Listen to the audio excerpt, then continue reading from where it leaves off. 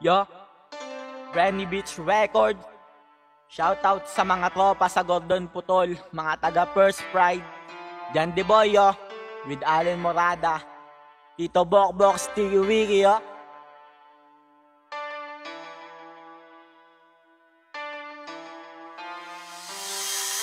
Shoutout sa mga tambay ng Gordon Putol, mula sa mga mabait hanggang sa may pagkaulol na mga nakasama ko sa mga araw at gabi na hinintay aking pagsibol hanggang sa aking paglaki. Nang maliit pa lang si Yandy ay kakaiba, napansin na merong talento na wala sa kanila. At kahit saan magpunta ako na nga ay kilala, dahil sa pakikisama kong taglay ko na ring dala.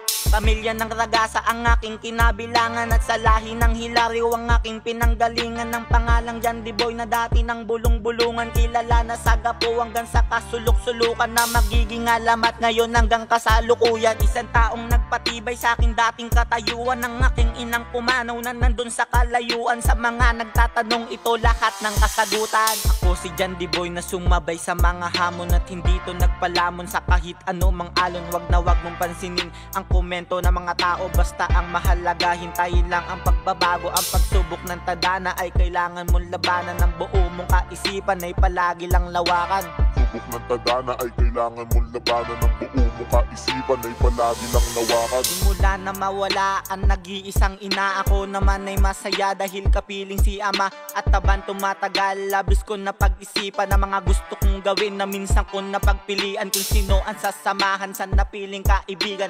Dalhin sa masama yung iba sa kabutihan, ako yung isang batang may bitbit sa tagiliran, ng palaging sumabayan ng aking kinahiligan. Buti may mga magulang ang gusto ang mapaayos ang aking kinabukasan, ng gusto ay mapatapos nila ako ngayon dito sa aking pag-aaral. Sila ay natutuwa ng di nampot ang pangangaral, sa mga tindi ng pagsubok ay hindi naging sagabal. Ako si Yandy Boy na meron di lang matalim na sa tula kong binitawan, na sabihang magaling masasakit na salita ang minsan kong dinadaing. Ako si Yandy Boy na sumabay sa mga hamon, at hindi to nagpalamon sa kahit ano mang alon. Wag na wag mong pansinin ang komento ng mga tao, basta ang mahalaga hintayin lang ang pagbabago. Ang pagsubok ng tadhana ay kailangan mong labanan, ng buo mong kaisipan ay palagi lang lawakan. Subok ng tadhana ay kailangan mong labanan, ng buo mo kaisipan ay palagi lang lawakan.